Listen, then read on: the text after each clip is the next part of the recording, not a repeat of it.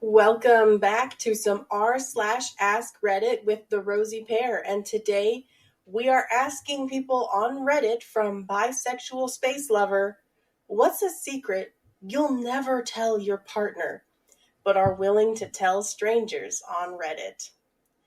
Now we have some juicy stories. We have some pretty calm stories. I decided to go for the calm ones because some of them are pretty wholesome and some of them are just out there. Like, you would not believe it if you didn't know that it happened.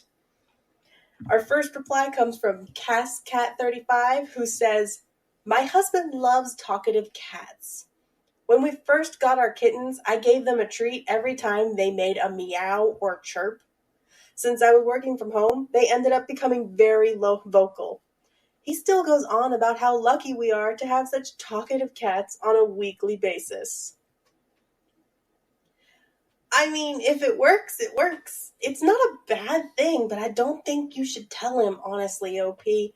I mean, if he's happy with the talkative cats, he doesn't really need to know how the sausage is made, if you know what I mean. Fall Like Weather is going all out by saying, "My wife dumped while delivering our son. Something she was terrified she would do. The nurse cleaned up very quickly, gave me a look that needed no explanation. I never said a word. She talked after delivery how happy she was that she didn't happen to her. I let her keep that peace of mind for life." That is something you do not tell your spouse.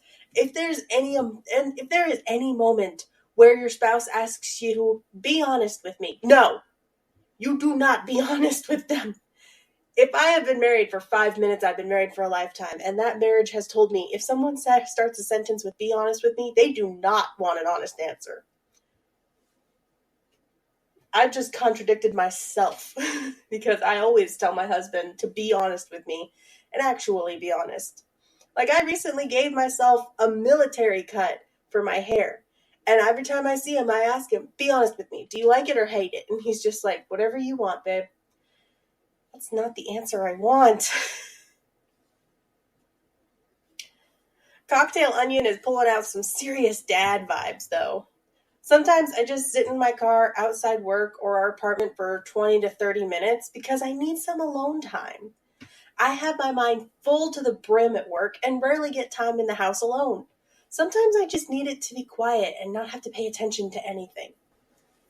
Dude, my dad does the same thing. He comes home from work, the first thing he does is just sit in his car in the driveway and just stare at the house. I'm pretty sure 9 out of 10 men think, I could just back out right now and no one would know.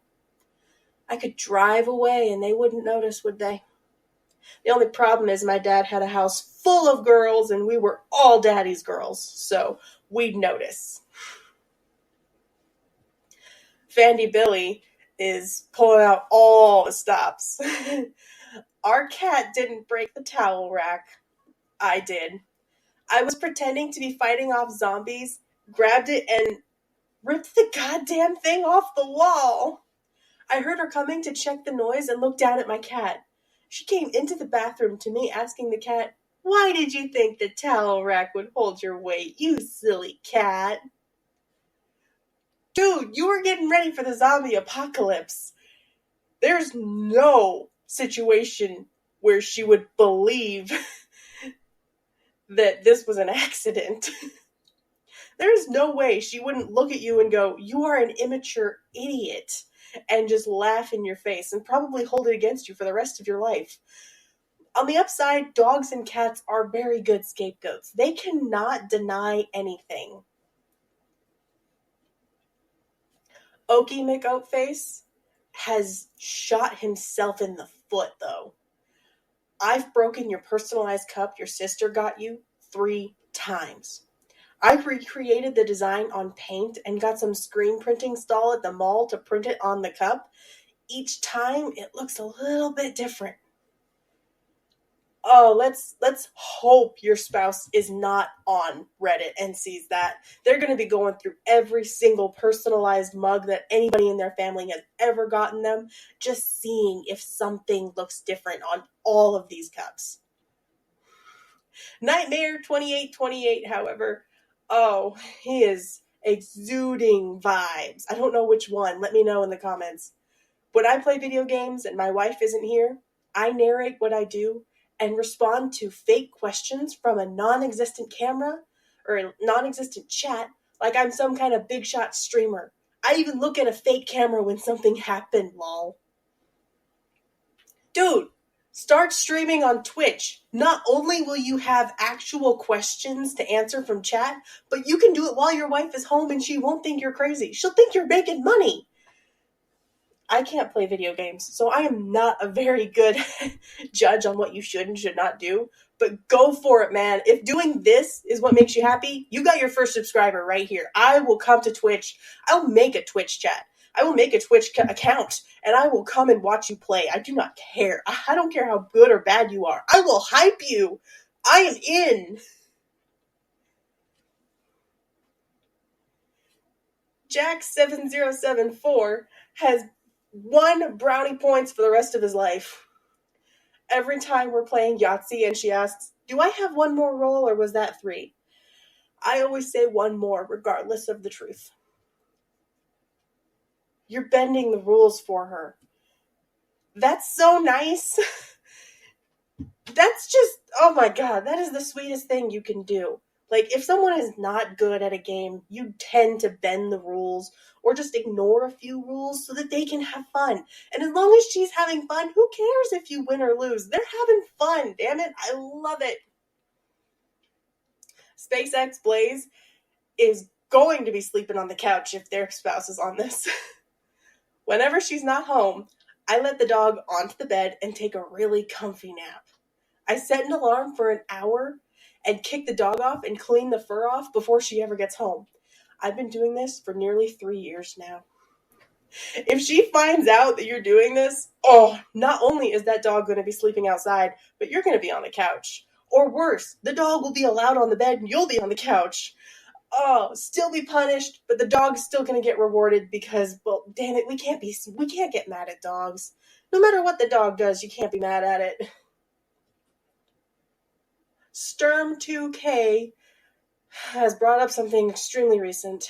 The wound is still fresh. Last night you made fried rice with shrimp. I ate the whole bowl, even though it tasted nasty. God, it was awful. If there is anything I've learned from watching my parents' marriage, it is no matter how bad your spouse's cooking is, you eat that shit. You eat it. I have absolutely no idea how to cook meat specifically. I am not good at cooking meat. But every time I make meat and I ask my husband how it is, he'll eat the whole thing. But he'll still tell me what I need to fix. And that is what you do when it comes to cooking. You eat the whole damn thing because you don't want them to feel bad. And then you give them constructive criticism. I think this could use more seasoning. I think this could use less seasoning. I think you could have cooked it longer. Maybe you could have cooked it less. Next time, how about I come and help you? You can do the whole thing. I'll just be there for advice. That's what my husband said last time I cooked dinner. And I haven't cooked dinner since. Jack W186 is digging his grave. When I asked her dad for his blessing, I had some liquid courage first, and I can't remember what his response was. Let's hope it was yes, because we've been married for over 2 years. Oh, let's hope so, because if your father-in-law said no and you still asked, you are going to be the worst son-in-law ever. It's like, I don't care your opinion, I love your daughter, and I'm going to make her happy, even though you think I can't. But the real kick in the shin would be if he said no, you still asked, and now your wife is the happiest woman on the planet. He's either going to hate himself for saying no to you, or be proud of you for ignoring him and making his daughter happy. Because that's the important part. The fact that their child is happy. Doesn't matter if you asked, they said yes, and they're upset. If they asked again and they said yes, and your spouse is upset, then that's on them, because they not only gave permission for them to ruin their life, but it's like, is my radar off on who is and is not a good person for my child? Like, I asked my husband's parents if I could marry him. I did the whole swap-a-rooney. I didn't wait for a leap year. I did it in October. And he was the happiest man on the planet. And I bet you money that he's the happiest man right now. Mostly because I pay him. I'm not going to say in what, though. I found one more that I just couldn't not add. It's just the craziest thing I've seen to date. Beanie67 says, my parents think he's gay. Plot twist, Beanie67 is gay. They're both men. That's, oh God, that would just be sad. Just think about it. Your entire marriage turns out you've been a beard. That would kill me.